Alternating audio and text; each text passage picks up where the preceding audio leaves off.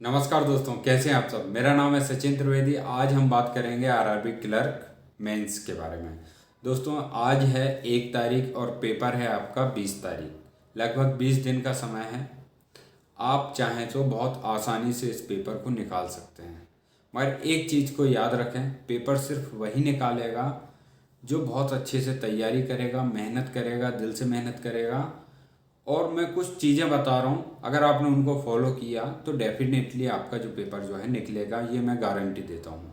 मैंने 2014 में एग्ज़ाम दिया था आरआरबी क्लर्क का। उस टाइम पे प्री और मेंस नहीं होते थे, सिर्फ एक ही पेपर होते थे। उस टाइम मेरा स्कोर था 155। ठीक, 155 था। उस टाइम मेरी प्रैक्टिस अच्छी थी, हालांकि अभी नहीं है। बट एक बात से मैं अपने आप जो है अंदर कॉन्फिडेंस लेकर आता हूँ कि भाई अगर मैंने प्री निकाल दिया है तो मेरा मैथ्स और रीजनिंग की प्रैक्टिस अच्छी है, मुझे अच्छे से आता है। तभी मैंने जो है इतना क्लर्क प्री का इतना हाई कट ऑफ गया है, एमपी का 66, उसे क्रैक किया है। तो डेफिनेटली अगर आपने भी प्री एग्ज़ाम क्वालिफाई कर दिया है, मेंस का पेपर देने जाते हैं, तो आप बहुत किस्मत वाले हैं कि आपको ये एग्ज़ाम देने का मौका मिल रहा है। तो ये निश्चित है, 100% है। अगर आप मेहनत करेंगे तो आपको रोकने वाला कोई नहीं है और आप आसानी से 130 140 नंबर जो है अटैम्प्ट करके आएंगे और इतने नंबर लेके आ सकते हैं।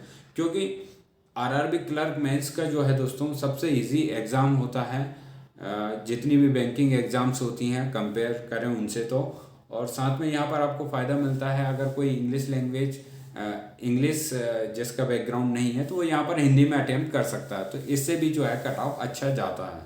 हिंदी का भी बहुत ज़्यादा लेवल नहीं आएगा। आप प्रैक्टिस करेंगे, डेली रीडिंग करेंगे तो आपकी अच्छी हो जाएगी। अभी भी 20 दिन का समय है, बहुत ज़्यादा समय है। ठीक, मैंने क्योंकि आरआरबी पीओ मेंस भी दिया था, वहाँ पर मैंने 15 दिन पढ़कर जो है एक अच्छे स्कोर, अच्छा अटेम्प्ट जो है मैंने किया है पीओ मेंस हिंदी, जो कि लेवल अच्छा था। 31 मैंने अटेम्प्ट वहाँ पर किए थे। तो बहुत सारे लोगों का मेरे पास क्वेश्चन आ रहे थे, बहुत सारे कमेंट आए पिछली वीडियो में भी कि सर क्लर्क मेंस के लिए स्ट्रेटजी बताएं। तो यहाँ पर मैं आपको ऐसा कुछ बहुत ही रॉकेट साइंस नहीं बताने वाला हूँ कि भाई आप सिर्फ ये वीडियो देखकर ही आप पास हो जाएंगे या फिर आप एक अच्छा स्कोर कर लेंगे। नहीं, जो मेरा वीडियो नहीं देखेगा और वो मेहनत करेगा तो वो भी एक अच्छा स्कोर करेंगे। बट मैं कुछ चीज़ें यहाँ पर आपको स्पेशली बता देता हूँ कि अगर आप इस तरीके से करेंगे तो एक अच्छे स्कोर पा लेंगे।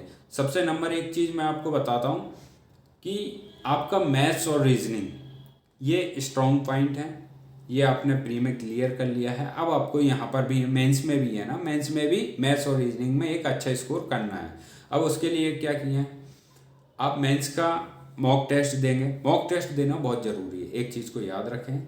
और मॉक टेस्ट जब भी दें, मेंस का देना, तो जब भी दें तो उसे पूरा इस टाइप से अटेम्प्ट करिए जैसे आप एग्ज़ाम हॉल में बैठे हैं। ठीक है, एग्ज़ाम हॉल में बैठे हैं, मुझे 2 घंटे और मैं ये मतलब प्रैक्टिकली ये सोचे कि भाई नहीं, ये मेरी एक्चुअल एग्ज़ाम है। तो जो उस टाइम पर जो प्रेशर आता है, एक जो स्ट्रेस आता है, उसे हैंडल करने में आपको आसानी रहेगी।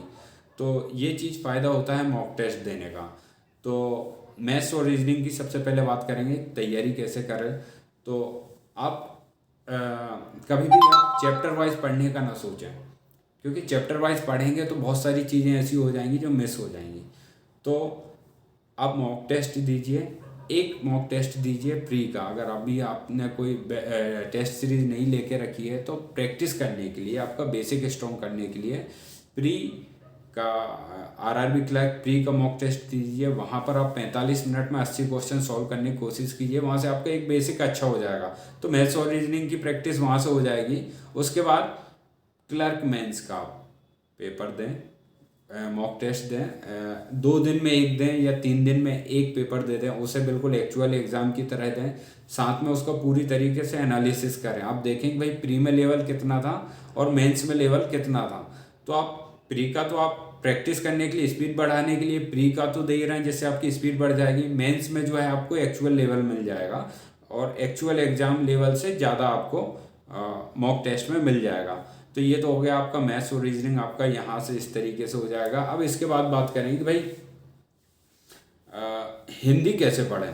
हिंदी है या फिर जैसे कोई हिंदी अटेम्प्ट करना चाहता है तो हिंदी कैसे तैयार करें या फिर इंग्लिश तैयारी कैसे करें। तो दोस्तों एक बात आप बहुत अच्छे से समझ लें कि भाई आप कितनी भी ग्रामर पढ़ लें, कितनी भी ग्रामर पढ़ लें, कहीं कुछ नहीं होने वाला है। सिर्फ एक चीज़ आपके लिए सिर्फ फ़ायदेमंद है कि आप जितनी अच्छी रीडिंग स्किल करेंगे आपको वहाँ पर फ़ायदा होगा। इंग्लिश में आप ग्रामर थोड़ी बहुत पढ़ भी सकते हैं, मगर हिंदी का सोचेंगे भाई हिंदी ग्रामर पढ़ूँ और फिर हिंदी अटेम्प्ट करूँ, तो वहाँ पर आप ग्रामर पढ़कर अपना टाइम वेस्ट मत कीजिए। सिर्फ रीडिंग स्किल लगाइए 50 से 60 मिनट या 40 मिनट भी आप डेली का एक बुक उठा लीजिए कोई सी भी, तो वहाँ से आप डेली कम से कम 30 मिनट वो पढ़िए। और एक वेबसाइट है संपादकीय.com है, जहाँ पर हिंदी के एडिटोरियल आपको मिलते हैं, इंग्लिश के भी मिलते हैं, इंग्लिश पढ़ने वाले इंग्लिश वहाँ से पढ़ सकते हैं, हिंदी एडिटोरियल भी वहाँ पर मिलता है। तो वहाँ पर आप 2-3 एडिटोरियल या जब भी टाइम मिले आप उसे पढ़ते जाइए। तो आप उसे जब भी पढ़ें नॉर्मली पढ़ते जाइए और कभी भी रिवर्स ना हो, बस फ्लुएंसी में पढ़ते जाएं पढ़ते जाएं पढ़ते जाएं।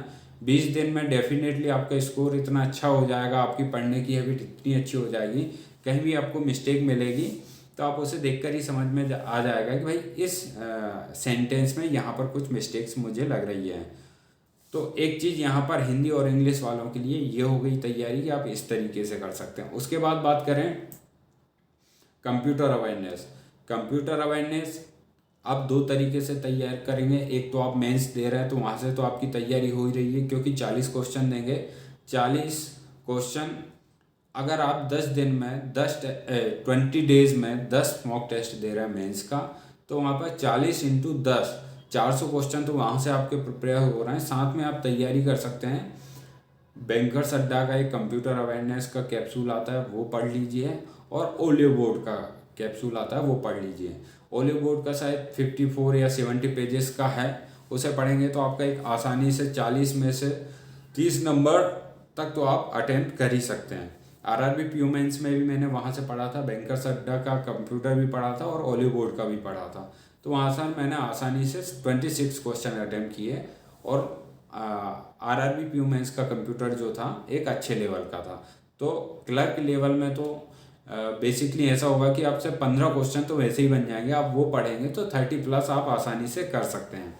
इसके बाद बात करेंगे हम भाई जीके कहाँ से पढ़ें। जीके आप कम से कम 6 महीने का पढ़ लें। अब कहाँ से पढ़ें, अभी तक आपने स्टार्ट कर दिया होगा पढ़ना, और जहाँ से भी पढ़ रहे हैं वो बहुत अच्छे से पढ़ लें। ऐसा ना हो कि भाई आप एग्ज़ाम में जाएं, वहाँ पर आपको क्वेश्चन आ गया और आप दो ऑप्शन के बीच में कंफ्यूज हो गए कि यार पहला सही है दूसरा सही है।